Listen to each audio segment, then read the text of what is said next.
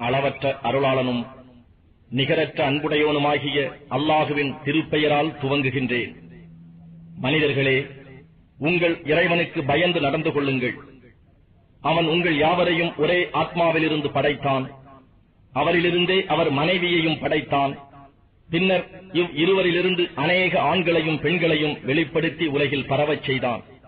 ஆகவே அல்லாஹுவுக்கே பயந்து கொள்ளுங்கள். அவனை கொண்டு நீங்கள் ஒருவருக்கொருவர் தமக்குரிய உரிமைகளை கேட்டுக் கொள்ளுகிறீர்கள். மேலும் உங்கள் இரத்த கலப்புடைய உறவினர்களையும் ஆதரியுங்கள். நிச்சயமாக அல்லாஹ் உங்கள் மீது கண்காணிப்பவனாகவே இருக்கின்றான். நீங்கள் அனாதைகளின் பொருட்களை அவர்களுக்கு வயது வந்தவுடன் குறைவின்றி கொடுத்து விடுங்கள். நல்லதற்கு பதிலாக கெட்டதை மாற்றியும் கொடுத்து விடாதீர்கள். அவர்களுடைய பொருட்களை உங்கள் பொருட்களுடன் சேர்த்து சாப்பிட்டு விடாதீர்கள். நிச்சயமாக இது பெரும் பாவமாகும். அனாதை பெண்களை திருமணம் செய்து அவர்களிடம் நீங்கள் நியாயமாக நடக்க முடியாது என்று பயந்தீர்களானால் உங்களுக்கு பிடித்தமான பெண்களை மணந்து கொள்ளுங்கள். 2-2ஆகவோ 3-3ஆகவோ நன்னான்காகவோ. ஆனால் நீங்கள் இவர்களிடையே நியாயமாக நடக்க முடியாது என்று பயந்தால் ஒரு பெண்ணையே மணந்து கொள்ளுங்கள். அல்லது உங்கள் வலக்கரங்களுக்கு சொந்தமான ஓர் அடிமை பெண்ணை கொண்டு போதுமாக்கிக் கொள்ளுங்கள். இதுவே நீங்கள் அநியாயம் செய்யாமல் இருப்பதற்கு சுலபமான முறையாகும். நீங்கள் மனம் செய்து கொண்ட பெண்களுக்கு அவர்களுடைய மகர் பணத்தை மகிழ்வோடு கொடையாக கொடுத்து விடுங்கள். அதிலிருந்து ஏதேனும் ஒன்றை மனம் ஒப்பி அவர்கள் உங்களுக்கு கொடுத்தால் அதை தாராளமாக மகிழ்வுடன் புசியுங்கள். அனாதைகளின் பொருளுக்கு நீங்கள் மேலாளராக ஏற்பட்டால் அவர்கள் புத்தி குறைவானவர்களாக இருப்பின் வாழ்க்கைக்கு ஆதாரமாக அல்லாஹ் உங்களிடம் ஆக்கித் தந்த செல்வத்தை அவர்களிடம் ஒப்படைக்க வேண்டாம். எனினும் அவர்களுக்கு அதிலிருந்து உணவளியுங்கள், ஆடையும் அளியுங்கள். இன்னும் அவர்களிடம் கனிவான வார்த்தைகள் கொண்டே பேசுங்கள். அனாதைகளை அவர்கள் திருமண வயது அடையும் வரை அவர்கள் முன்னேற்றம் கருதி சோதித்துக் கொண்டிருங்கள். அவர்கள் மனப்பருவத்தை அடைந்ததும் அவர்கள் தங்கள் சொத்தை நிர்வகிக்கும் ஆற்றல் அறிவை பெற்றுவிட்டால் அவர்களிடம் அவர்கள் சொத்தை ஒப்படைத்து விடுங்கள். அவர்கள் பெரியவர்களாகி தம் பொருள்களை திரும்ப பெற்று விடுவார்கள் என்று அவர்கள் சொத்தை அவசரமாகவும் வீண் விரயமாகவும் சாப்பிடாதீர்கள். இன்னும் அனாதைகளின் பொறுப்பேற்றுக் கொண்டவர் செல்வந்தராக இருந்தால் அச்சொத்திலிருந்து ஊதியம் பெறுவதை தவிர்த்துக் கொள்ளட்டும். ஆனால் அவர் ஏழையாக இருந்தால் நியாயமான அளவு சாப்பிட்டுக் கொள்ளவும். மேலும் அவர்களுடைய பொருட்களை அவர்களிடம் ஒப்படைக்கும் போது அவர்கள் மீது சாட்சிகளை ஏற்படுத்திக் கொள்ளுங்கள். உண்மையாக கணக்கெடுப்பதில் அல்லாஹ்வே போதுமானவன். பெற்றோரோ நெருங்கிய உறவினர்களோ விட்டுச் சென்ற சொத்தில் ஆண்களுக்கு பாகம் உண்டு. அவ்வாறே பெற்றோரோ நெருங்கிய உறவினரோ விட்டுச் சென்ற சொத்தில் பெண்களுக்கும் பாகம் உண்டு. அதில் இருந்துள்ள சொத்து குறைவாக இருந்தாலும் சரி, அதிகமாக இருந்தாலும் சரியே.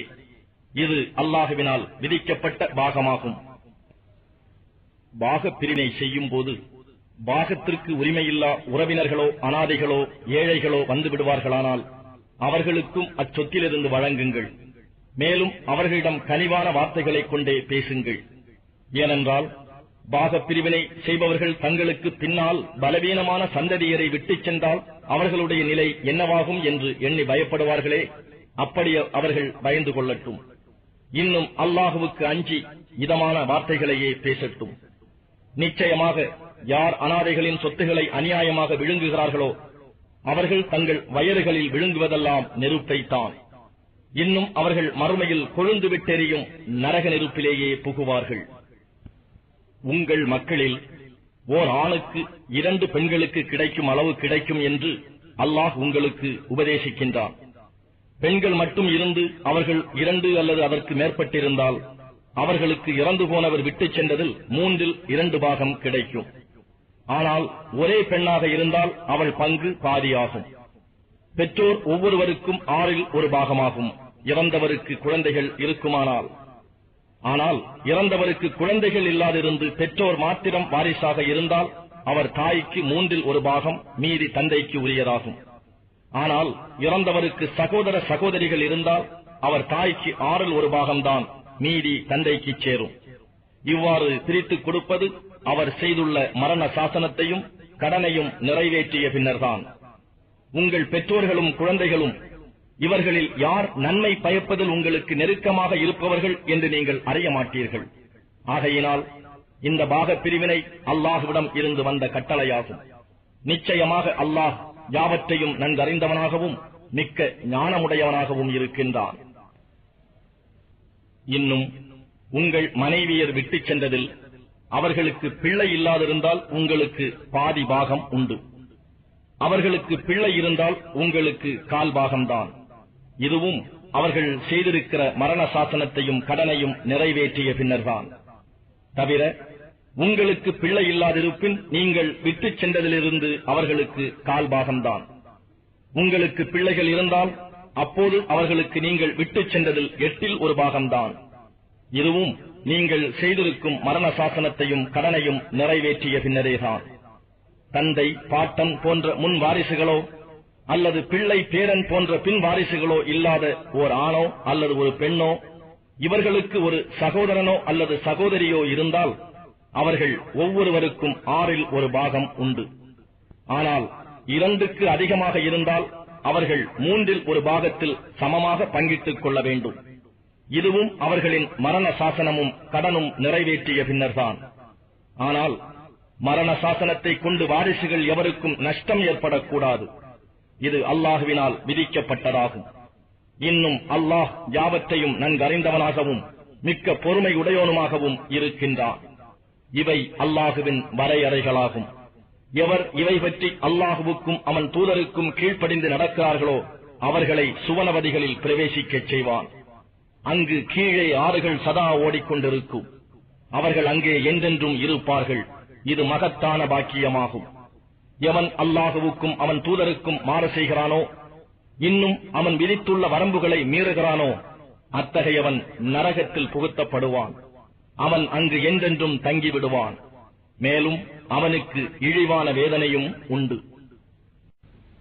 உங்கள் பெண்களில் எவளேனும் மானக்கேடான செயல் செய்துவிட்டதாக குற்றம் சுமத்தப்பட்டால் அதை நிரூபிக்க உங்களில் இருந்து 4 பேர்களை அழையுங்கள்.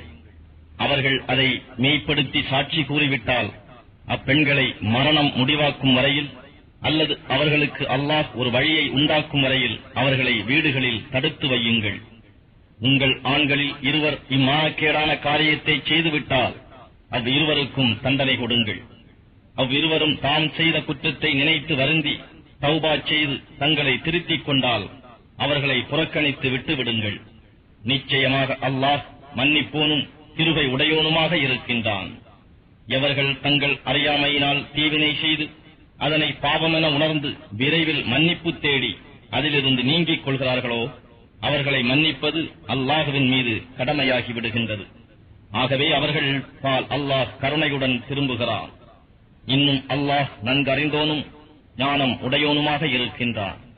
இன்னும் எவர்கள் தீவினைகளை தொடர்ந்து செய்து கொண்டே இருந்து முடிவில் அவர்களை மரணம் நெருங்கிய போது நிச்சயமாக இப்பொழுது நான் பாவங்களுக்காக வருந்தி மன்னிப்பு தேடுகிறேன் என்று கூறுகின்றார்களோ அவர்களுக்கும், எவர் காபிர்களாகவே மறைக்கிறார்களோ அவர்களுக்கும் பாவ மன்னிப்பு இல்லை. இத்தகையோருக்கு துன்பம் கொடுக்கும் வேதனையே இல்லை. இத்தகையோருக்கு துன்பம் கொடுக்கும் வேதனையே நாம் சித்தப்படுத்தி வைத்துள்ளோம்.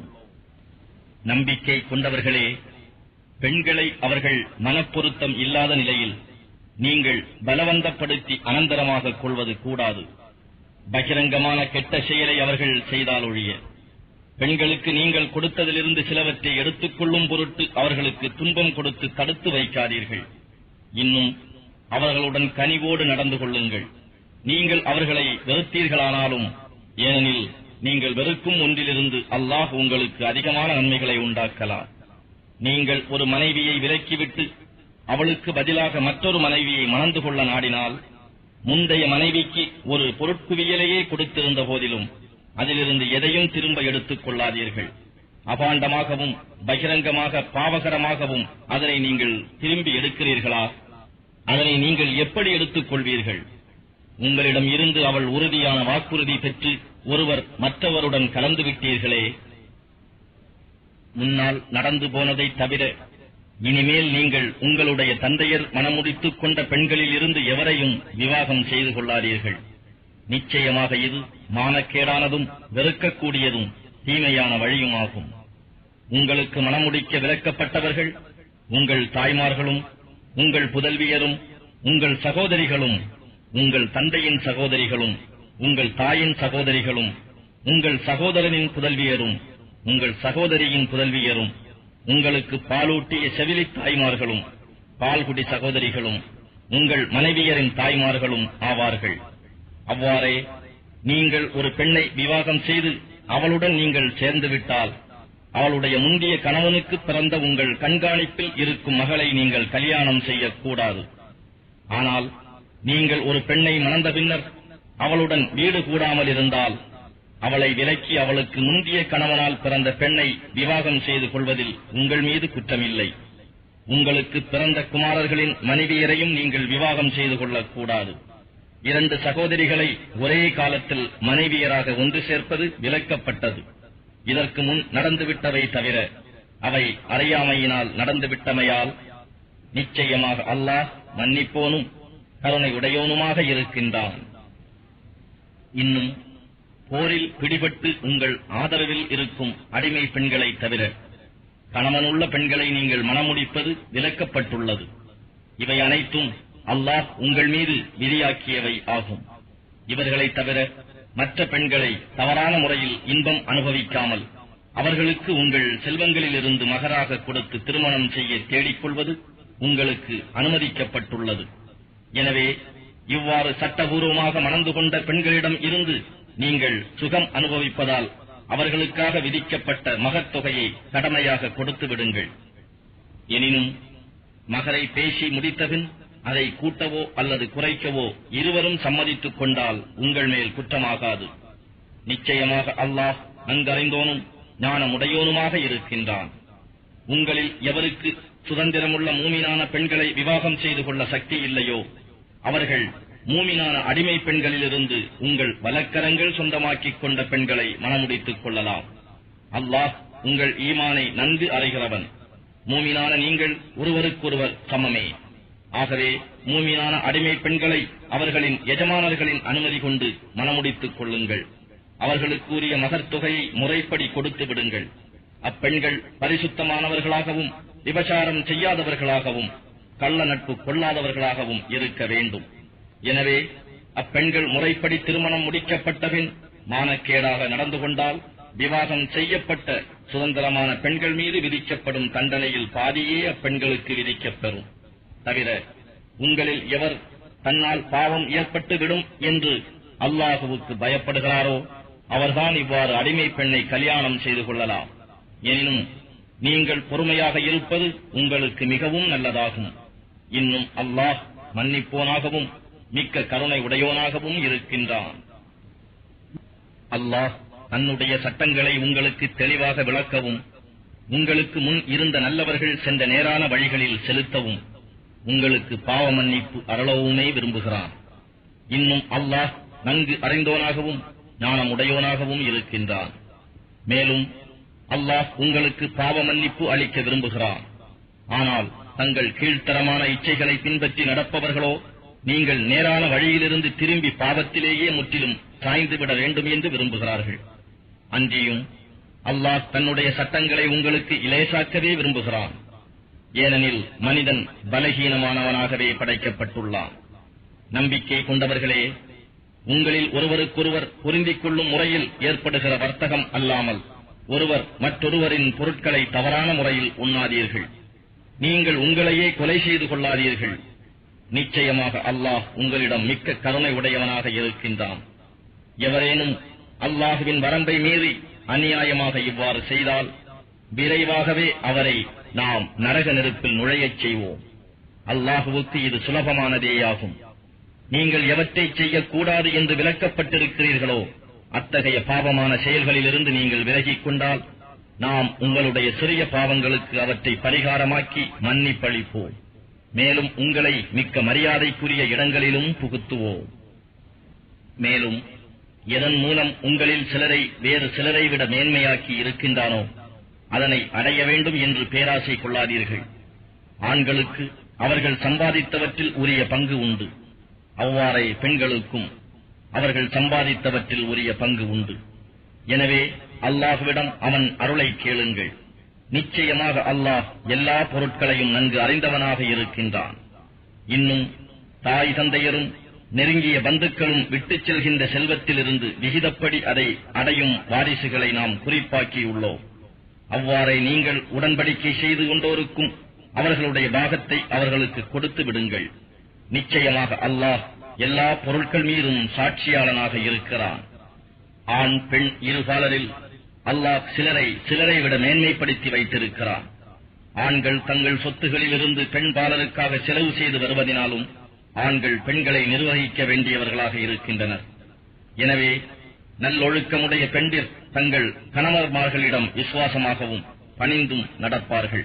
தங்கள் கணவன்மார்கள் இல்லாத சமயத்தில் பாதுகாக்கப்பட வேண்டியவற்றை அல்லாஹுவின் பாதுகாவல் கொண்டு பாதுகாத்துக் கொள்வார்கள்.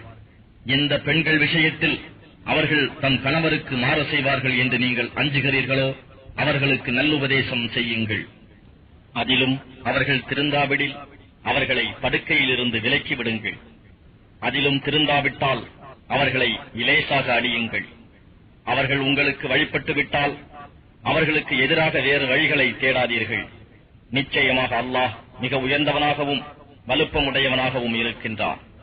கணவன் மனைவி ஆகிய இருவரிடையே பிணக்கு உண்டாகி பிரிவினை ஏற்பட்டுவிடும் என்று நீங்கள் அஞ்சினால் கணவனின் உறவினர்களில் இருந்து ஒருவரையும் மனைவியின் உறவினர்களில் இருந்து ஒருவரையும் மத்தியஸ்தர்களாக ஏற்படுத்துங்கள். அவ்விருவரும் சமாதானத்தை விரும்பினால் அல்லாஹ் இருவரிடையே ஒற்றுமை ஏற்படும்படி செய்து விடுவான். நிச்சயமாக அல்லாஹ் நன்கு அறிபவனாகவும் நன்கு உணர்கிறவனாகவும் இருக்கின்றான். மேலும் அல்லாஹுவையே வழிபடுங்கள். அவனுடன் எந்த பொருளையும் இணை வைக்காதீர்கள். மேலும் தாய் தந்தையருக்கும் நெருங்கிய உறவினர்களுக்கும் அனாதைகளுக்கும் ஏழைகளுக்கும் அண்டை வீட்டில் உள்ள உறவினர்களுக்கும் அருகிலுள்ள அண்டை வீட்டாருக்கும் பிரயாணம் தொழில் போன்றவற்றில் கூட்டாளிகளாக இருப்போருக்கும் வழிப்போக்கர்களுக்கும் உங்களிடம் உள்ள அடிமைகளுக்கும் அன்புடன் உபகாரம் செய்யுங்கள். நிச்சயமாக அல்லாஹ் கர்வம் உடையோராக வீண் பெருமை உடையோராக இருப்பவர்களை நேசிப்பதில்லை. அத்தகையோர் உலோபத்தனம் செய்வதுடன் பிற மனிதர்களையும் உலோபத்தனம் செய்யும்படி தூண்டி அல்லாஹ் தன் அருள் கொடை நின்று அவர்களுக்கு கொடுத்ததை மறைத்துக் கொள்கிறார்கள். அத்தகைய நன்றி கெட்டவர்களுக்கு இழிவான தண்டனையை நாம் சித்தப்படுத்தி வைத்துள்ளோம். இன்னும் எவர்கள் மற்ற மனிதர்களுக்கு காட்டுவதற்காக தங்கள் பொருள்களை செலவு செய்வதுடன் அல்லாஹுவையும் இறுதி நாளையும் நம்பாதிருக்கின்றனரோ அவர்களுக்கு ஷைத்தானே கூட்டாளியாவான். எவனுக்கு ஷைத்தான் கூட்டாளியாக இருக்கிறானோ அவன் கூட்டாளிகளிலெல்லாம் மிக தீயவன் என்பதை அறிய வேண்டாமா? இவர்கள் அல்லாஹுவையும் இறுதி நாளையும் நம்பி இவர்களுக்கு அல்லாஹ் வழங்கியவற்றிலிருந்து செலவும் செய்வார்களானால் இவர்களுக்கு என்ன கேடு ஏற்பட்டுவிடப் போகிறது? அல்லாஹ் இவர்களை நன்கு அறிபவனாகவே இருக்கின்றான். நிச்சயமாக அல்லாஹ் எவருக்கும் ஓர் அணு அளவு கூட அநியாயம் செய்ய மாட்டான். ஓர் அணு அளவு நன்மை செய்யப்பட்டிருந்தாலும் அதனை இரட்டித்து அதற்கு மகத்தான நற்கூலியை தன்னிடத்திலிருந்து அல்லாஹ் வழங்குகின்றான். எனவே நபியே, ஒவ்வொரு கூட்டத்தினரையும் அவர்களுடைய சாட்சியுடன் நம் முன் கொண்டு வரும்போது நாம் இவர்கள் மீது சாட்சியாக உம்மையும் கொண்டு வந்தால் உம்மை நிராகரிக்கும் இவர்களின் நிலைமை எப்படி இருக்கும்? அந்த நாளில் இவ்வாறு அல்லாஹுவை நிராகரித்து அல்லாஹுவின் தூதருக்கும் மாற செய்தவர்கள் பூமி தங்களை விழுங்கி சமப்படுத்திடக் கூடாதா என்று விரும்புவார்கள். ஆனால் அல்லாஹ்விடத்திலிருந்து எந்த விஷயத்தையும் அவர்கள் மறைக்க முடியாது. நம்பிக்கை கொண்டவர்களே, நீங்கள் ஓதுவது இன்னது என்று நீங்கள் அறிந்து கொள்ள முடியாதவாறு நீங்கள் போதையில் இருக்கும்போது தொழுகைக்கு நெருங்காதீர்கள். அன்றியும் குளிக்க வேண்டிய கடமை இருந்தாலும் நீங்கள் குளிக்கும் வரை தொழுகையை நெருங்காதீர்கள். ஆயினும் நீங்கள் யாத்திரையில் இருந்தால் அன்றி. எனவே நீங்கள் நோயாளியாகவோ யாத்திரையிலோ மனஜலம் கழித்தோ பெண்களை தீண்டியோ இருந்து சுத்தம் செய்து கொள்ள தண்ணீரை பெறாவிடின் சுத்தமான மண்ணை தொட்டு உங்களுடைய முகங்களையும் உங்களுடைய கைகளையும் தடவி தயமும் செய்து கொள்ளுங்கள். இதன் பின் தொழலாம். நிச்சயமாக அல்லாஹ் பிழை பொறுப்பவனாகவும் மன்னிப்பவனாகவும் இருக்கின்றான். நபியே, வேதத்திலிருந்து ஒரு பாகம் கொடுக்கப்பட்டோரை நீர் கவனிக்கவில்லையா? அவர்கள் வழிகேட்டை விலைக்கு வாங்கிக் கொள்ளுகின்றனர். நீங்கள் வழிகெட்டு விட வேண்டும் என்றும் அவர்கள் விரும்புகிறார்கள். மேலும் அல்லாஹ் உங்கள் பகைவர்களை நன்கறிவான். உங்களுக்கு பாதுகாவலனாக இருக்க அல்லாஹ் போதுமானவன். உங்களுக்கு உதவியாளனாக இருக்கவும் அல்லாஹ் போதுமானவன். யூதர்களில் சிலர் வேத வாக்குகளின் கருத்தை அதற்கு உரிய இடத்திலிருந்து புரட்டுகின்றனர். இன்னும் உம்மை நோக்கி, நபியே, நீர் சொன்னதை நாம் கேட்டோம், ஆனால் அதற்கு மாறாகவே செய்வோம். இன்னும் நாம் கூறுவதை நீர் கேளும், நீர் கூறுவது செவியேறாது போகட்டும் என்று கூறி ராயினா என்று தங்கள் நாவுகளை கோணிக்கொண்டு பேசி சன்மார்க்கத்தை பழிக்கின்றனர். ஆனால் இதற்கு பதிலாக அவர்கள், நாம் செவியேற்றோம், இன்னும் உமக்கு நாங்கள் வழிபட்டோம், இன்னும் நாம் சொல்வதை கேளுங்கள், எங்களை அன்போடு கவனியுங்கள், உன்வர்னா என்று கூறி பார்ப்பார்களானால் அது அவர்களுக்கு நன்மையாகவும் மிக்க நேர்மையாகவும் இருந்திருக்கும். ஆனால் அவர்களுடைய குஃப்ரின் நிராகரிப்பின் காரணமாக அல்லாஹ் அவர்களை சபித்து விட்டான்.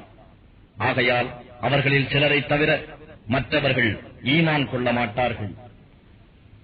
வேதம் வழங்கப்பட்டவர்களே, நாம் உங்கள் முகங்களை மாற்றி அவற்றை பின்புறமாக திருப்பி விடுவதற்கு முன்னே, அல்லது சனிக்கிழமையில் வரம்பு மீறிய அஸ்ஹாபு சப்த் என்றோரை நாம் சபித்த பிரகாரம் சபிக்கும் முன்னே, உங்களிடம் உள்ள வேதத்தை உண்மையாக்கி அருளப்பெற்ற இவ்வேதத்தை குர்ஆனை நம்புங்கள். அல்லாஹுவின் கட்டளை நிறைவேற்றப்பட்டே தீரும். நிச்சயமாக அல்லாஹ் தனக்கு இணை வைப்பதை மன்னிக்க மாட்டான். இதை தவிர மற்ற எதையும் தான் நாடியவர்களுக்கு மன்னிப்பான். யார் அல்லாஹுவுக்கு இணை வைக்கிறார்களோ அவர்கள் நிச்சயமாக மிகவும் பெரிய பாவத்தையே கற்பனை செய்கின்றார்கள். நபியே, தங்களை தாங்களே பரிசுத்தமானவர்கள் என்று கூறிக்கொள்பவர்களை நீர் பார்க்கவில்லையா? அவர்கள் கூறுவது போல் அல்ல, அல்லாஹ் தான் நாடியவர்களை பரிசுத்தம் ஆக்குவான். இது விஷயத்தில் எவரும் ஓர் அணு அளவும் அநியாயம் செய்யப்பட மாட்டார்கள். நபியே, அவர்கள் எவ்வாறு அல்லாஹுவுக்கு இணை உண்டென்று பொய் கற்பனை செய்கிறார்கள் என்பதை கவனியும். இதுவே அவர்களுடைய பகிரங்கமான பாவத்துக்கு போதுமான சான்றாக இருக்கின்றது. நபியே, வேதத்தில் ஒரு பாகம் கொடுக்கப்பட்டவர்களை நீர் பார்க்கவில்லையா? இவர்கள் சிலைகளையும் பேய் பிசாசுகளையும் நம்பி காஃபிர்களை குறித்து இவர்கள்தான் நம்பிக்கை கொண்டவர்களை விட நேரான பாதையில் இருக்கிறார்கள் என்றும் கூறுகின்றனர். இவர்களைத்தான் அல்லாஹ் சபிக்கிறான்.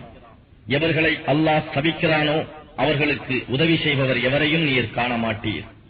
இவர்களுக்கு இவ்வுலக ஆட்சியில் ஒரு சிறு பாகமாவது இருக்கிறதா? அப்படி இருந்தால் மற்ற மனிதர்களுக்கு அதிலிருந்து ஓர் எள்ளளவும் கொடுக்க மாட்டார்கள். அல்லாஹ் தன் அருளினால் மனிதர்களுக்கு வழங்கியவற்றின் மீது இவர்கள் பொறாமை கொள்கின்றார்களா? இன்னும் நாம் நிச்சயமாக இப்ராஹீமின் சந்ததியினருக்கு வேதத்தையும் ஞானத்தையும் கொடுத்தோம். அத்துடன் மாபெரும் அரசாங்கத்தையும் அவர்களுக்கு கொடுத்தோம். அவ்வாறிருந்தும் அவர்களில் சிலர் நம்பிக்கை கொண்டார்கள், சிலர் தங்கள் முகங்களை திருப்பிக் கொண்டார்கள். இவ்வாறு முகம் திருப்பிக் கொண்டோருக்கு கொழுந்து விட்டெறியும் நரகமே போதுமானது. யார் நம் வேத வசனங்களை நிராகரிக்கிறார்களோ அவர்களை நாம் நிச்சயமாக நரகத்தில் புகுத்தி விடுவோம். அவர்கள் தோள்கள் கருகிவிடும் போதெல்லாம் அவையெல்லா வேறு தோள்களை அவர்கள் வேதனையை பூரணமாக அனுபவிப்பதற்கு என நாம் மாற்றிக்கொண்டே இருப்போம். நிச்சயமாக அல்லாஹ் மிகைத்தவனாகவும் ஞானமுள்ளவனாகவும் இருக்கின்றான். அவர்களில் எவர்கள் ஈமான் கொண்டு நன்மையான காரியங்களை செய்கிறார்களோ அவர்களை சுவனவதிகளில் புகுத்துவோம். அவற்றின் கீழே ஆறுகள் ஓடிக்கொண்டிருக்கும். அவற்றில் அவர்கள் என்றென்றும் இருப்பர். அங்கு அவர்களுக்கு பரிசுத்தமான துணைவியர் உண்டு. அவர்களை அடர்ந்த நிழலிலும் அமரச் செய்வோம். நம்பி உங்களிடம் ஒப்படைக்கப்பட்ட அமானிதங்களை அவற்றின் சொந்தக்காரர்களிடம் நீங்கள் ஒப்புவித்துவிட வேண்டும் என்றும், மனிதர்களிடையே தீர்ப்பு கூறினால் நியாயமாகவே தீர்ப்பு கூறுதல் வேண்டும் என்றும் உங்களுக்கு நிச்சயமாக அல்லாஹ் கட்டளையிடுகிறான். நிச்சயமாக அல்லாஹ் உங்களுக்கு இதில் மிகவும் சிறந்த உபதேசம் செய்கிறான். நிச்சயமாக அல்லாஹ் யாவற்றையும் செவியுறுவனாகவும் பார்ப்பவனாகவும் இருக்கின்றான். நம்பிக்கை கொண்டவர்களே, அல்லாஹுவுக்கு கீழ்ப்படியுங்கள். இன்னும் அல்லாஹுவின் தூதருக்கும் உங்களில் நேர்மையாக அதிகாரம் வகிப்பவர்களுக்கும் கீழ்ப்படியுங்கள். உங்களில் ஏதாவது ஒரு விஷயத்தில் பிணக்கு ஏற்படுமானால் மெய்யாகவே நீங்கள் அல்லாஹுவையும் இறுதி நாளையும் நம்புபவர்களாக இருப்பின் அதை அல்லாஹுவிடமும் அவன் தூதரிடமும் ஒப்படைத்து விடுங்கள். இதுதான் உங்களுக்கு மிகவும் சிறப்பான அழகான முடிவாக இருக்கும். நபியே, உம்மீது இறக்கப்பட்ட இவ்வேதத்தையும் உமக்கு முன்னால் இறக்கப்பட்ட வேதங்கள் அனைத்தையும் நம்புவதாக வாதித்துக் கொண்டிருப்போரை நீர் பார்க்கவில்லையா? அவர்களுடைய உண்மையான விருப்பம் யாதெனில் எந்த ஷைத்தானை நிராகரிக்க வேண்டும் என்று உங்களுக்கு கட்டளையிடப்பட்டிருக்கிறதோ அந்த ஷைத்தானை தீர்ப்பு கூறுபவனாக ஏற்றுக்கொள்ள வேண்டும் என்பதுதான். அந்த ஷைத்தானோ அவர்களை வெகு தூரமான வழிகேட்டில் தள்ளிவிட விரும்புகிறான். மேலும் அவர்களிடம் அல்லாஹ் இறக்கிய வேதத்தின் பக்கமும் அவனுடைய தூதரின் பக்கமும் தீர்ப்பு பெற வாருங்கள் என்று கூறப்பட்டால் அந்த முனாஃபிக்குகள் நயவஞ்சகர்கள் உம்மிடம் இருந்து முற்றிலும் நீங்கிக் கொள்ளுவதையே நீர் பார்ப்பீர். அவர்கள் தங்கள் கைகளால் முற்படுத்தி அனுப்பிய தீவினையின் காரணத்தால் அவர்களுக்கு துன்பம் ஏற்பட்டால் எப்படி இருக்கும்? அப்பொழுது அவர்கள் உம்மிடம் வந்து அல்லாஹுவின் மேல் சத்தியம் செய்து நாங்கள் நன்மையையும் ஒற்றுமையையும் தவிர வேறெதனையும் நாடவில்லை என்று கூறுகின்றனர். அத்தகையோரின் உள்ளங்களில் இருப்பவற்றை அல்லாஹ் நன்கறிவான்.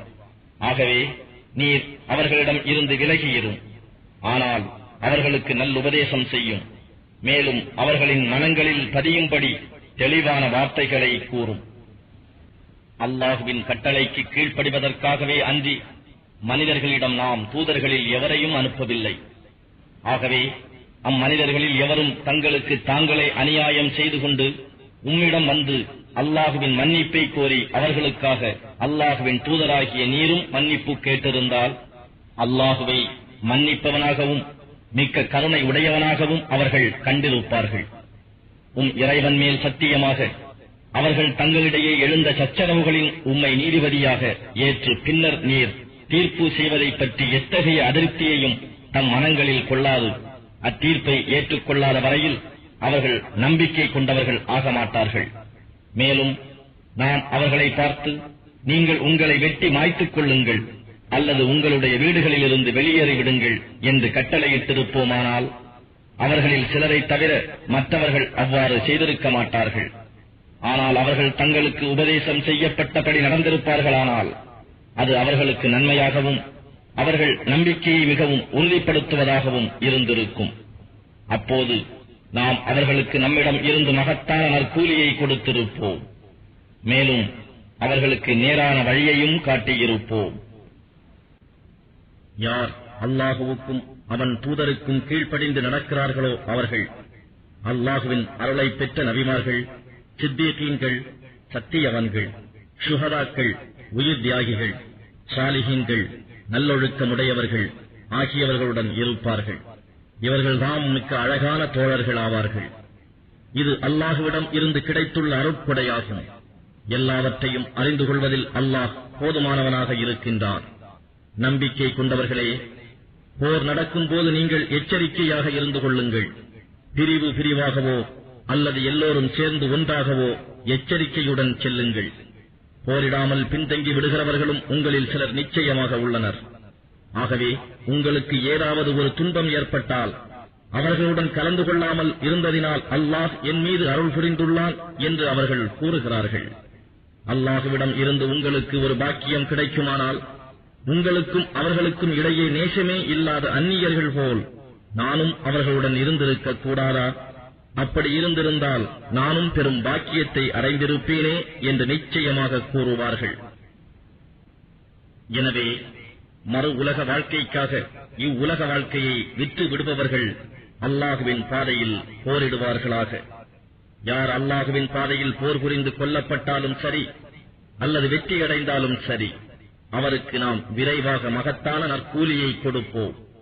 பலகீனமான ஆண்களையும் பெண்களையும் சிறு குழந்தைகளையும் பாதுகாப்பதற்காக அல்லாஹுவின் பாதையில் நீங்கள் போர் செய்யாதிருக்க காரணம் யாது? அவர்களோ, எங்கள் இறைவனே, அக்கிரமக்காரர்கள் இருக்கும் இவ்வூரை விட்டு எங்களை வெளிப்படுத்துவாயாக. எங்களுக்காக உன்னிடம் இருந்து தக்க ஒரு பாதுகாவலனை அளித்து அருள்வாயாக. இன்னும் எங்களுக்காக உன்னிடம் இருந்து ஓர் உதவியாளனையும் அளித்தருள்வாயாக என்று பிரார்த்தனை செய்கிறார்கள். நம்பிக்கை கொண்டவர்கள் அல்லாஹுவின் பாதையில் போர் செய்கிறார்கள். நிராகரிப்பவர்கள் ஷைத்தானின் பாதையில் போர் செய்கிறார்கள். ஆகவே மூமீன்களாகிய நீங்கள் ஷைத்தானின் நண்பர்களுக்கு எதிராக போர் புரியுங்கள். நிச்சயமாக ஷைத்தானின் சூழ்ச்சி பலகீனமானதேயாகும். உங்களுடைய கைகளை போர் செய்வதனின்றும் தடுத்துக் கொண்டும் தொழுகையை நிலைநிறுத்தியும் ஜக்காத்தை கொடுத்தும் வருவீர்களாக என்று எவர்களுக்கு கூறப்பட்டதோ அவர்களை நபியே நீங்கள் பார்க்கவில்லையா? பின்னர் போர் செய்ய வேண்டும் என்று அவர்களுக்கு கட்டளை இடப்பட்ட போது அவர்களில் ஒரு பிரிவினர் அல்லாஹுவுக்கு பயப்படுவதைப் போல் அல்லது அதைவிட அதிகமாகவே மனிதர்களுக்கு பயப்பட்டு, எங்கள் இறைவனே, எங்கள் மீது ஏன் இப்போரை விதியாக்கினாய்? சிறிது காலம் எங்களுக்காக இதை பிற்படுத்தி இருக்க கூடாதா என்று கூறலானார்கள். நபியே, நீர் கூறுவீராக, இவ்வுலக இன்பம் அற்பமானது, மறு உலக இன்பம் பயபக்தி உடையோருக்கு மிகவும் மேலானது. நீங்கள் எல்லளவேனும் அநியாயம் செய்யப்பட மாட்டீர்கள். நீங்கள் எங்கிருந்த போதிலும் உங்களை மரணம் அடைந்தே தீரும். நீங்கள் மிகவும் உறுதியாக கட்டப்பட்ட கோட்டைகளில் இருந்த போதிலும் சரியே. போருக்குச் சென்ற முனாஃபிக்குகளுக்கு ஏதேனும் ஒரு நன்மை ஏற்பட்டால் இது அல்லாஹ்விடம் இருந்து கிடைத்தது என்று கூறுகிறார்கள்.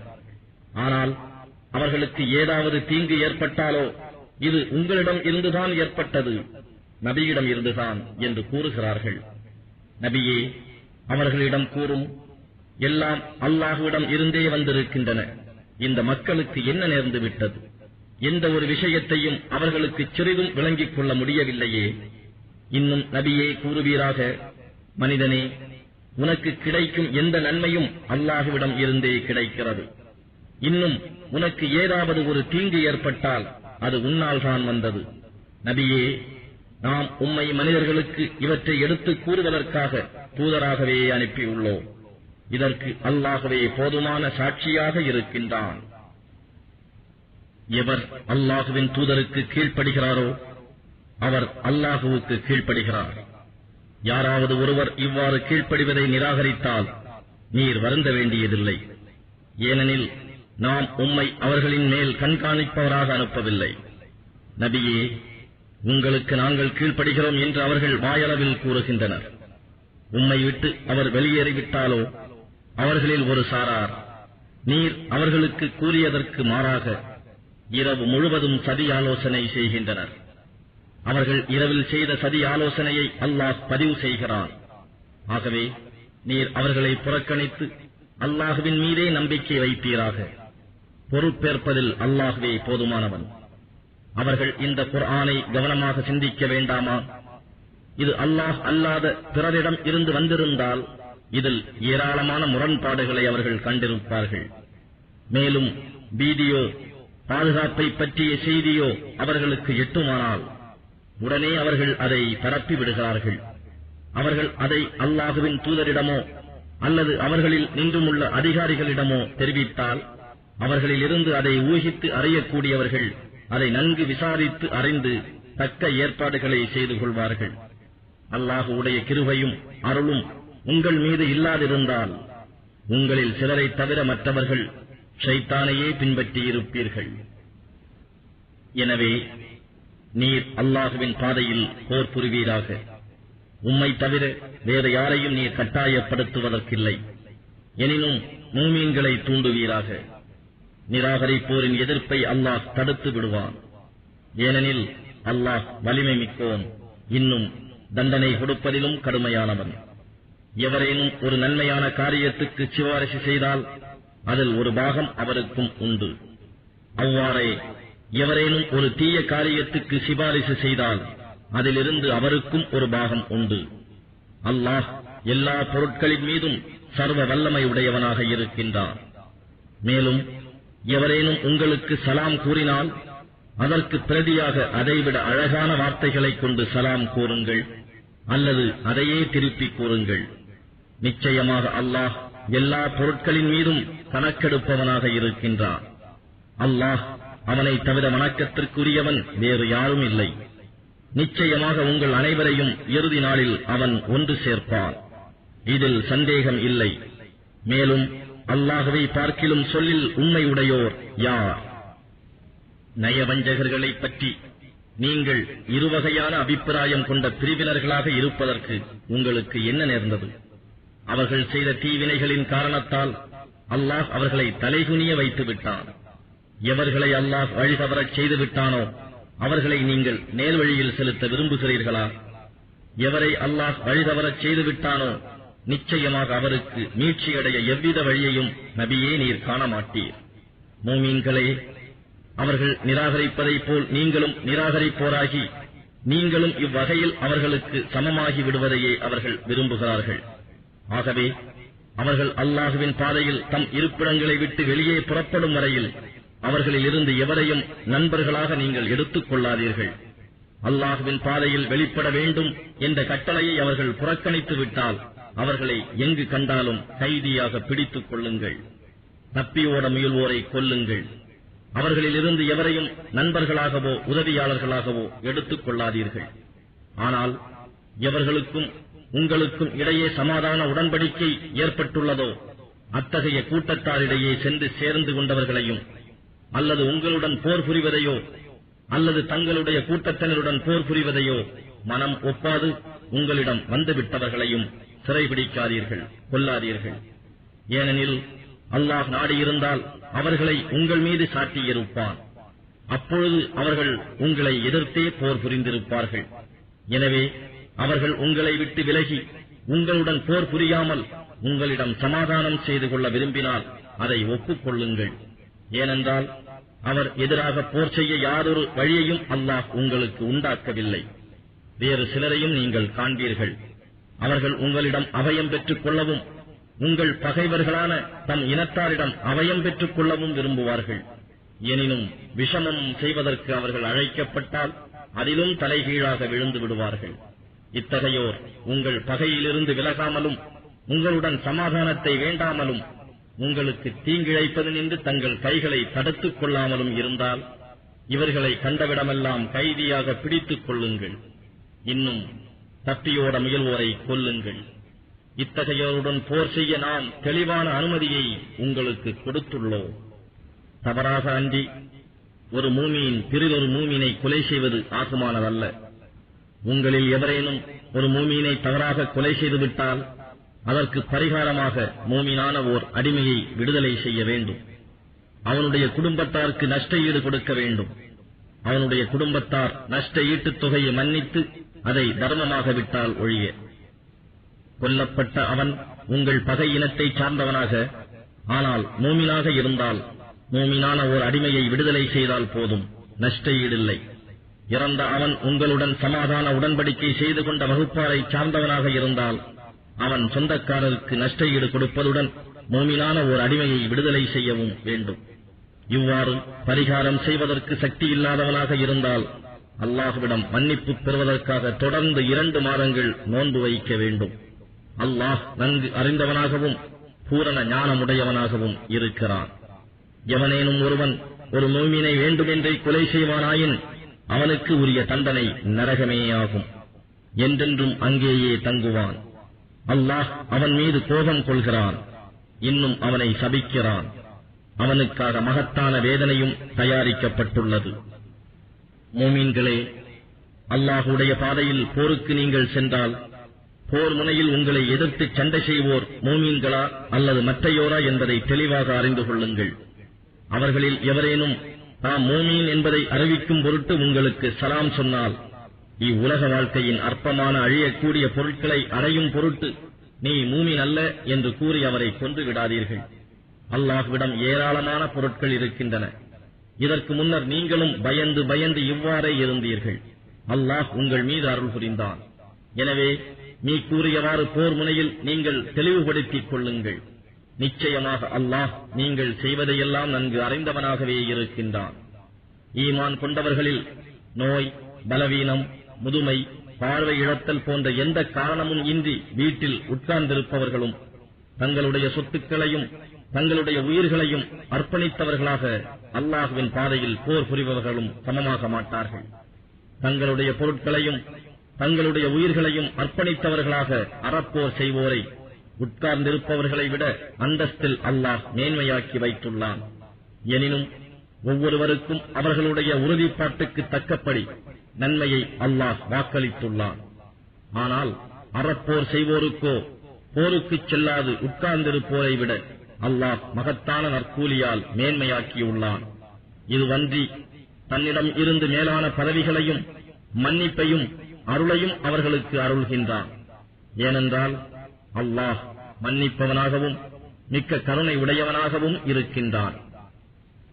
அல்லாஹுவின் ஆணையை நிறைவேற்றாது எவர் தமக்கு தாமே அநியாயம் செய்து கொண்டார்களோ அவர்களின் உயிரை மலக்குகள் கைப்பற்றும் போது நீங்கள் எந்த நிலையில் இருந்தீர்கள் என்று கேட்பார்கள்.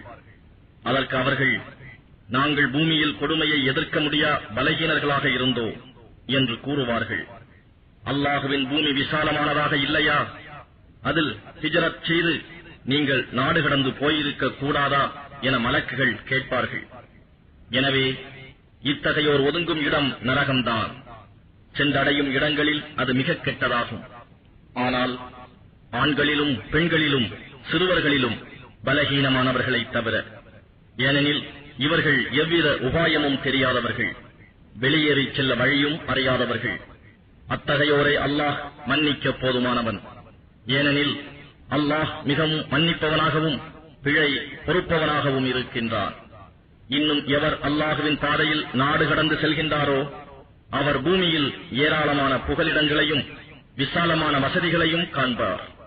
இன்னும் தன் வீட்டை விட்டு வெளியிட்டு அல்லாஹுவின் பக்கமும் அவன் தூதர் பக்கமும் ஹிஜ்ரத் செல்லும் நிலையில் எவருக்கும் மரணம் ஏற்பட்டு விடுமானால் அவருக்குரிய நற்கூலி வழங்குவது நிச்சயமாக அல்லாஹுவின் மீது கடமையாக்கி விடுகின்றது. மேலும் அல்லாஹ் மிக மன்னிப்போனாகவும் பேரன்பு மிக்கோனாகவும் இருக்கின்றான். நீங்கள் பூமியில் பிரயாணம் செய்யும் போது காபிர்கள் உங்களுக்கு விஷமம் செய்வார்கள் என்று நீங்கள் அஞ்சினால் அப்பொழுது நீங்கள் தொழுகையை சுருக்கிக் கொள்வது உங்கள் மீது குற்றமாகாது. நிச்சயமாக காபிர்கள் உங்களுக்கு பகிரங்கமான பகைவர்களாக இருக்கின்றனர். நபியே, போர் முனையில் அவர்களுடன் நீர் இருந்து அவர்களை தொழ வைக்க நீர் இமாமாக நின்றால் அவர்களில் ஒரு பிரிவினர் தம் ஆயுதங்களை தாங்கிக் கொண்டு உம்முடன் தொழட்டும். அவர்கள் உம்முடன் சஜிதா செய்து தொழுகையை முடித்ததும் அவர்கள் விலகிச் சென்று உங்கள் பின்புறம் உங்களை காத்து நிற்கட்டும். அப்பொழுது தொழாமல் இருந்த மற்றொரு பிரிவினர் வந்து உம்முடன் தொழட்டும். ஆயினும் அவர்களும் தங்கள் ஆயுதங்களை தாங்கிய வண்ணம் தங்களை பற்றி எச்சரிக்கையாக இருக்கட்டும். ஏனெனில் நீங்கள் உங்கள் ஆயுதங்களை பற்றியும் உங்கள் சாமான்களை பற்றியும் கவனக்குறைவாக இருந்தால் அப்பொழுது உங்கள் மீது ஒரே அடியாக சாய்ந்து தாக்கி விடலாம் என்று காபிர்கள் விரும்புகின்றனர். ஆனால் மழையினால் உங்களுக்கு இடைஞ்சல் இருந்தாலோ அல்லது நீங்கள் நோயாளிகளாக இருப்பதினாலோ உங்களுடைய ஆயுதங்களை கையில் பிடிக்க இயலாது கீழே வைத்து விடுவது உங்கள் மீது குற்றமாகாது. எனினும் நீங்கள் எச்சரிக்கையாகவே இருந்து கொள்ளுங்கள்.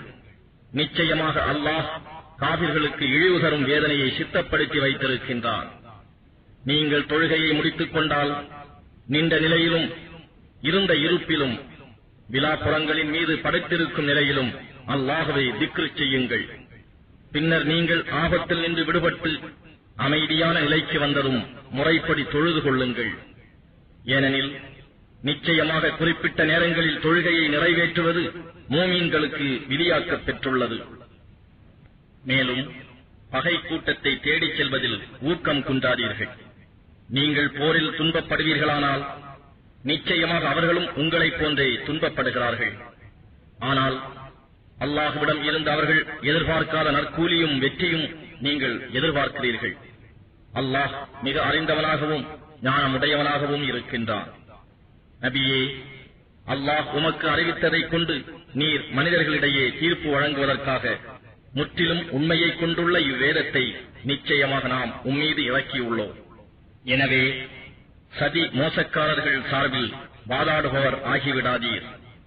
அவர்களுக்காக நீர் அல்லாஹ்விடம் மன்னிப்பு கோரும். நிச்சயமாக அல்லாஹ் மன்னிப்பவனாகவும் மிக்க கருணை உடையவனாகவும் இருக்கின்றார். நபியே, பிறருக்கு தீமை செய்து அதனால் எவர் தமக்கு தாமே தீங்கிழைத்துக் கொண்டார்களோ அவர்களுக்காக நீர் வாதாட வேண்டாம். ஏனென்றால் கொடிய பாவியான சதி செய்து கொண்டிருப்பவரை நிச்சயமாக அல்லாஹ் நேசிப்பதில்லை. இவர்கள் தங்கள் சதிகளை மனிதர்களிடம் இருந்து மறைத்து விடுகின்றனர். ஆனால் அவற்றை அல்லாஹ்விடம் இருந்து மறைக்க முடியாது. ஏனெனில் அவன் பொருந்திக் கொள்ளா சொற்களில் அவர்கள் இரவில் சதி ஆலோசனை செய்யும் போது அவன் அவர்களுடன் இருக்கின்றான். மேலும் அவர்கள் செய்பவற்றையெல்லாம் அல்லாஹ் சூழ்ந்து அறிந்தவனாக இருக்கின்றான். மூமீன்களே, என்னே, இத்தகைய மனிதர்களுக்காகவா இவ்வுலகில் நீங்கள் வாதாடுகிறீர்கள்? நியாய தீர்ப்பு நாளில் அவர்களுக்காக அல்லாஹ்விடம் யார் வாதாடுவார்கள்? அல்லது அந்நாளில் அவர்கள் காரியங்களை பொறுப்பாளியாகிறவர் யார்? எவரேனும் ஒரு தீமையை செய்துவிட்டு அல்லது தமக்கு தாமே அநியாயம் செய்து பின்னர் அவர் மனப்பூர்வமாக அல்லாஹ்விடம் மன்னிப்பு கேட்பாரானால் அவரை அல்லாஹ் மன்னிப்பவனாகவும் மிக்க கருணை உடையவனாகவும் காண்பார். எவன் பாவத்தை சம்பாதிக்கிறானோ அவன் தனக்கு கேடாகவே அதை நிச்சயமாக சம்பாதிக்கிறான். அல்லாஹ் யாவற்றையும் அறிந்தவனாகவும் ஞானமுடையவனாகவும் இருக்கின்றான். மேலும் எவன் ஒரு தவறையோ அல்லது பாவத்தையோ சம்பாதித்து விட்டு அப்பால் அதனை ஒரு நிரபராதி மீது வீசிவிடுகிறானோ அவன் நிச்சயமாக அவதூற்றையும் பகிரங்கமான பாவத்தையும் சுமந்து கொள்கின்றான். நபியே, மீது அல்லாஹுவின் அருளும் அவனுடைய கிருபையும் இல்லாதிருந்தால் அவர்களில் ஒரு கூட்டத்தார் உம்மை வழி தவறி நடக்கும்படி செய்ய முயன்றிருப்பார்கள். ஆனால் அவர்கள் தங்களையே அன்றி உம்மை வழி தவறும்படி செய்ய முடியாது. இன்னும் அவர்களால் உமக்கு எந்தவிதமான தீங்கும் செய்துவிட முடியாது. மேலும் அல்லாஹ் மீது வேதத்தையும் ஞானத்தையும் இறக்கியுள்ளான். நீர் அறியாது இருந்தவற்றையும் அவன் உமக்கு கற்றுக் கொடுத்தான். மீது அல்லாஹுவின் அருட்கொடை மகத்தானதாகவே இருக்கின்றது. நபியே, தர்மத்தையும் நன்மையானவற்றையும் மனிதர்களிடையே சமாதானம் செய்து வைப்பதையும் தவிர அவர்களின் ரகசிய பேச்சில் பெரும்பாலானவற்றில் எந்தவிதமான நலமும் இல்லை. ஆகவே எவர் அல்லாஹுவின் திருப்பொருத்தத்தை நாடி இதை செய்கின்றாரோ அவருக்கு நாம் மகத்தான நற்கூலியை வழங்குவோம்.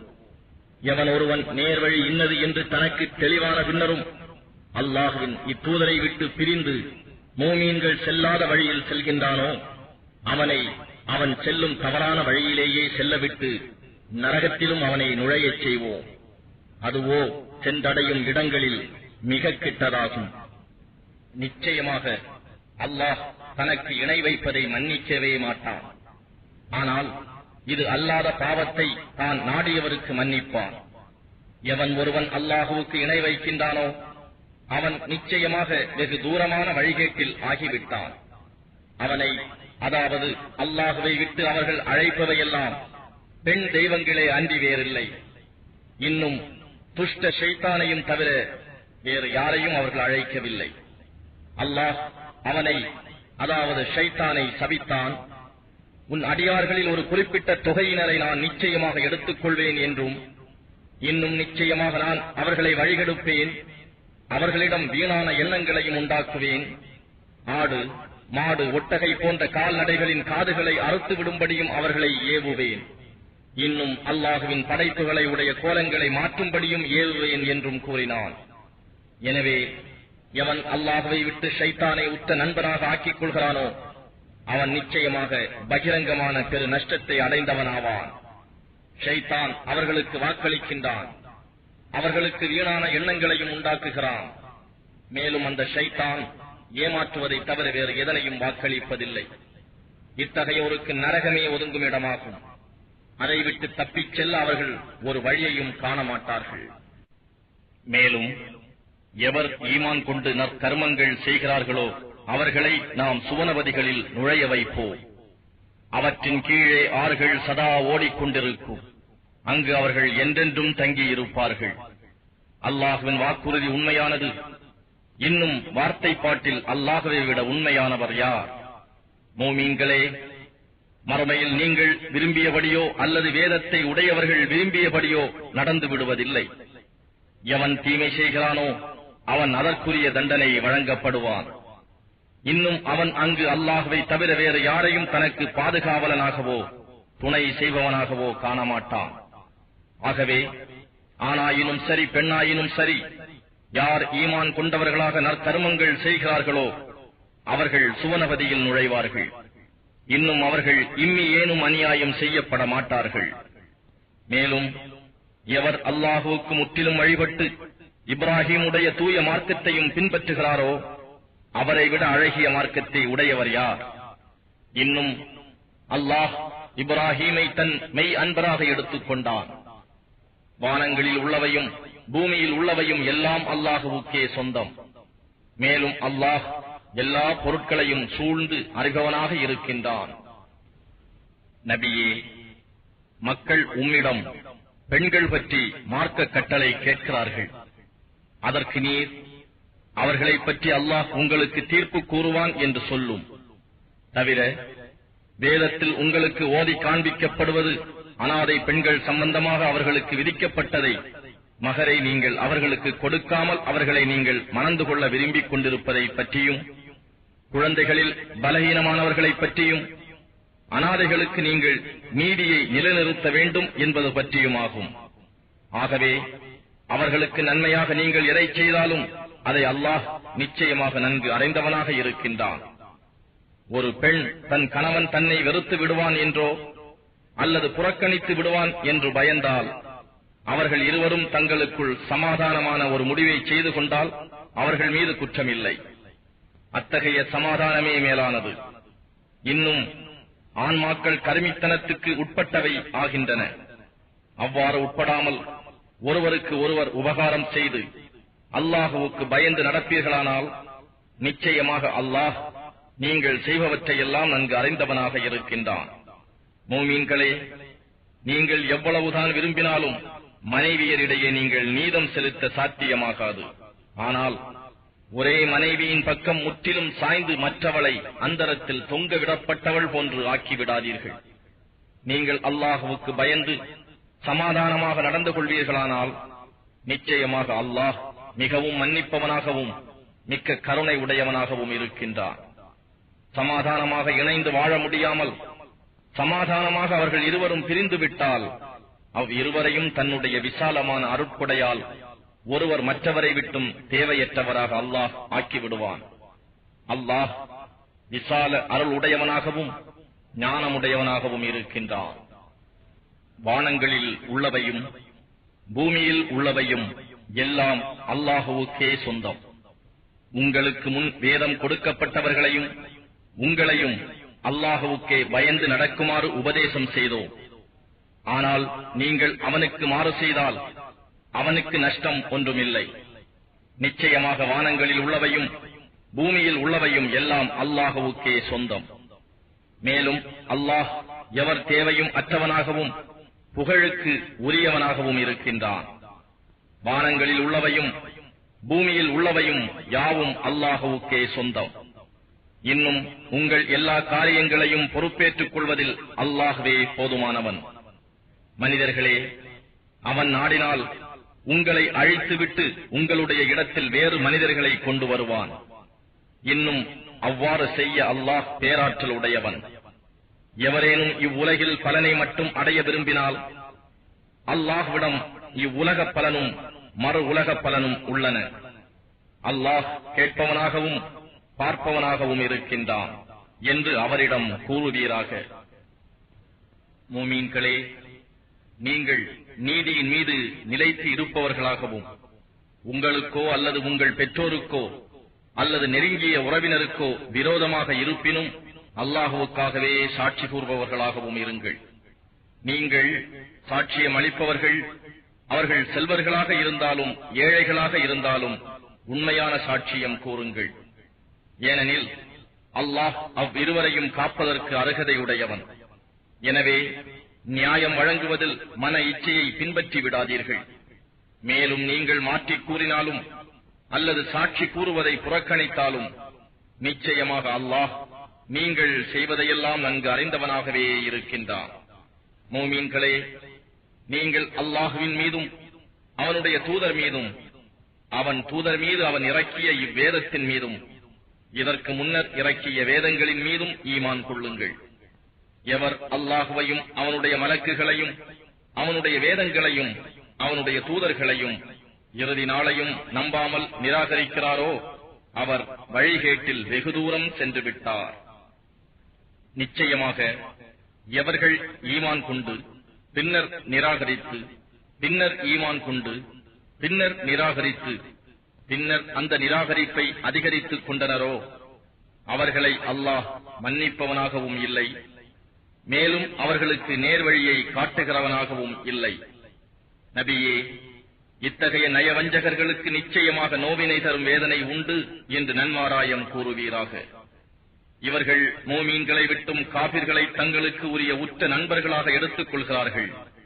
என்ன, அவர்களிடையே இவர்கள் கண்ணியத்தை தேடுகிறார்களா? நிச்சயமாக கண்ணியமெல்லாம் அல்லாஹுவுக்கே உரியது. மோமீன்களே, அல்லாஹுவின் வசனங்கள் சிலரால் நிராகரிக்கப்படுவதையும் பரிகசிக்கப்படுவதையும் நீங்கள் கேட்டால் அவர்கள் இதை விட்டு வேறு விஷயத்தில் ஈடுபடும் வரையில் அவர்களோடு நீங்கள் உட்கார வேண்டாம் என்று வேதத்தின் மூலம் அவன் உங்கள் மீது கட்டளை இறக்கியுள்ளான்.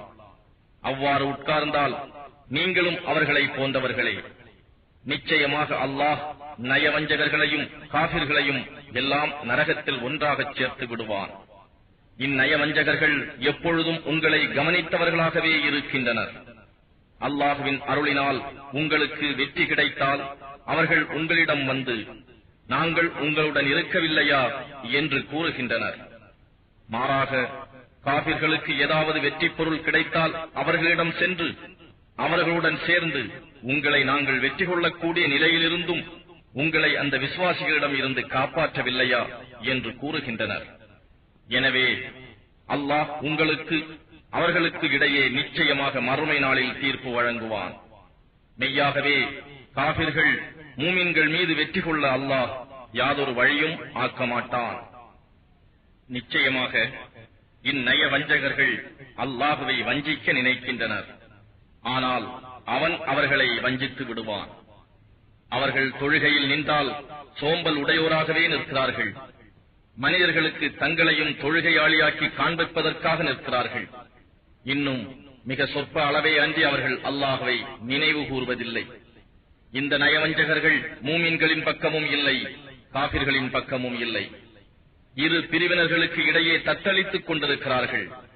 அல்லாஹ் எவரை வழி தவறச் செய்துவிட்டானோ அவருக்கு நபியே யாதொரு வழியையும் நீர் காண மாட்டீர். மூமீன்களே, நீங்கள் மூமீன்களை விட்டு காபிர்களை உங்களுக்கு உற்ற நண்பர்களாய் ஆக்கிக் கொள்ளாதீர்கள். உங்களுக்கே எதிராக நீங்கள் ஒரு தெளிவான ஆதாரத்தை அல்லாஹுவுக்கு ஆக்கித்தர விரும்புகின்றீர்களா? நிச்சயமாக இந்நயவஞ்சகர்கள் நரகத்தின் மிகவும் கீழான அடித்தளத்தில் தான் இருப்பார்கள். அவர்களுக்கு உதவியாளராக எவரையும் நீர் காண மாட்டீர். எனினும் எவர் தம் பாவத்திற்காக மனம் வருந்தி அதிலிருந்து விலகி சீர்திருந்தி அல்லாஹுவை தம் நற்செய்கைகள் மூலம் கெட்டியாக பிடித்து தங்களுடைய சன்மார்க்கத்தை அல்லாஹுவுக்காக தூய்மையாக்கியும் கொண்டார்களோ அவர்கள் மூமீன்களுடன் இருப்பார்கள். மேலும் அல்லாஹ் மூமீன்களுக்கு மகத்தான நற்கூலியை அளிப்பான். நீங்கள் அல்லாஹுவுக்கு நன்றி செலுத்திக் கொண்டும் அவன் மீது ஈமான் கொண்டும் இருந்தால் உங்களை வேதனை செய்வதால் அல்லாஹ் என்ன லாபம் அடையப் போகிறான்? அல்லாஹ் நன்றி அறிவோனாகவும் எல்லாம் அறிந்தவனாகவும் இருக்கின்றான். அநியாயம் செய்யப்பட்டவர்களை தவிர வேறு யாரும் வார்த்தைகளில் தீயவற்றை பகிரங்கமாக கூறுவதை அல்லாஹ் விரும்பவில்லை. அல்லாஹ் நன்கு செவி உருவோனாகவும் யாவற்றையும் அறிபவனாகவும் இருக்கின்றான். நீங்கள் ஒருவருக்கு செய்த நன்மையை வெளிப்படையாக கூறினாலும் அல்லது அதனை மறைத்துக் கொண்டாலும் அல்லது ஒருவர் உங்களுக்கு செய்த தீமையை நீங்கள் மன்னித்தாலும் அது உங்களுக்கு மிகவும் நல்லது. ஏனெனில் அல்லாஹ் நிச்சயமாக மன்னிப்பவனாகவும் பேராற்றல் உடையோனாகவும் இருக்கின்றான். நிச்சயமாக அல்லாஹுவையும் அவன் தூதர்களையும் நிராகரிப்பவர்கள் அல்லாஹுவுக்கும் அவன் தூதர்களுக்கும் இடையே பாகுபாடு செய்ய விரும்பி, நாம் அத்தூதர்களில் சிலர் மீது ஈமான் கொள்வோம், சிலரை நிராகரிப்போம் என்று கூறுகின்றனர்.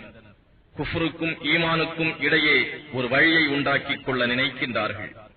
இவர்கள் யாவரும் உண்மையாகவே காபிர்கள் ஆவார்கள். காபிர்களுக்கு இழிவு தரும் வேதனையை சித்தப்படுத்தி வைத்துள்ளோம். யார் அல்லாஹுவின் மீதும் அவன் தூதர்கள் மீதும் ஈமான் கொண்டு அத்தூதர்களில் எவரையும் பிரித்து பாகுபாடு செய்யாமல் இருக்கின்றார்களோ அவர்களுடைய நற்கூலியை அல்லாஹ் கொடுப்பான். அல்லாஹ் மன்னிப்பவனாகவும் மிக்க கருணை உடையோனாகவும் இருக்கின்றான். நபியே, வேதமுடையவர்கள் தங்கள் மீது ஒரு வேதத்தை வானத்தில் இருந்து நீர் இறக்கி வைக்க வேண்டும் என்று உம்மிடம் கேட்கின்றனர். அவர்கள் மூசாவிடம் இதைவிட பெரியது ஒன்றை கேட்டு எங்களுக்கு அல்லாஹுவை பகிரங்கமாக காட்டுங்கள் என கூறினர். ஆகவே அவர்களுடைய அக்கிரமத்திற்காக அவர்களை இடி தாக்கியது. அப்பால் அவர்களுக்கு தெளிவான ஆதாரங்கள் வந்த பின்னும் அவர்கள் காளை கன்றை வணங்கினார்கள்.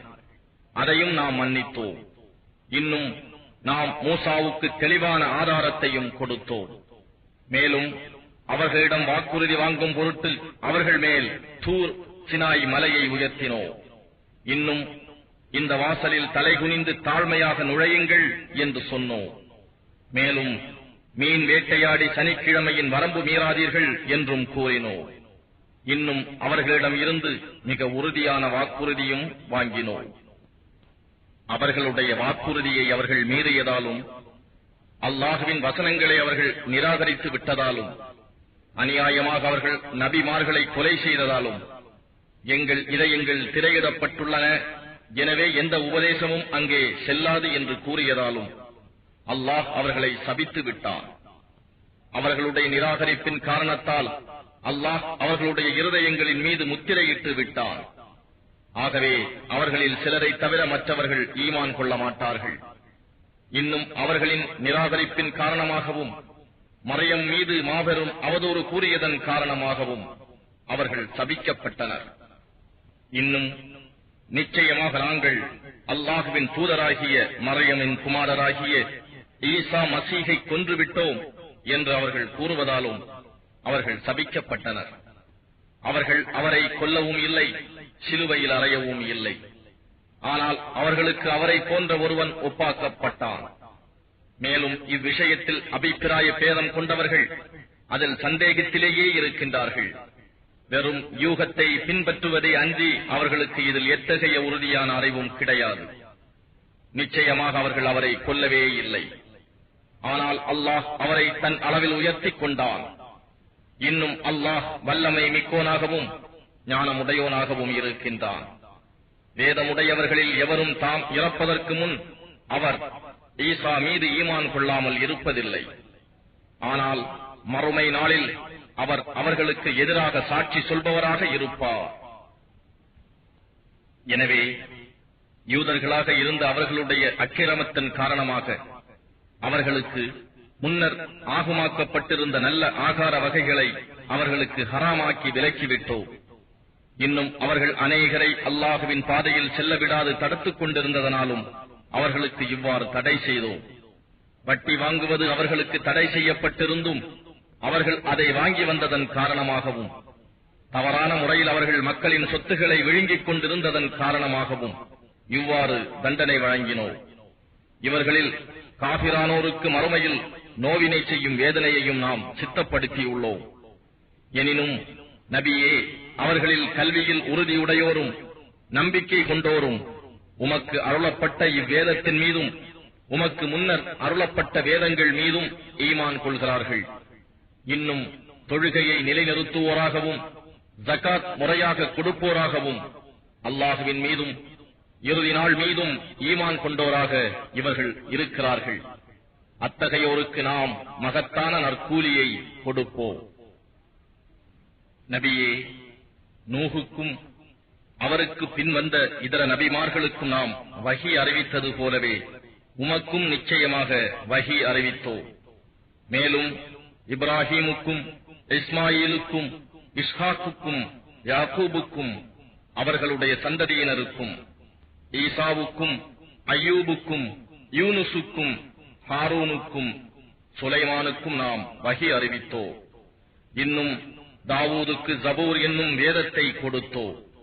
இவர்களைப் போன்றே வேறு தூதர்கள் சிலரையும் நாம் அனுப்பி அவர்களுடைய சரித்திரங்களையும் உமக்கு நாம் முன்னர் கூறியுள்ளோம். இன்னும் வேறு தூதர்கள் பலரையும் நாம் அனுப்பினோம். ஆனால் அவர்களின் சரித்திரங்களை உமக்கு கூறவில்லை. இன்னும் மூசாவுடன் அல்லாஹ் சில பேச்சுக்களை பேசியும் இருக்கின்றான்.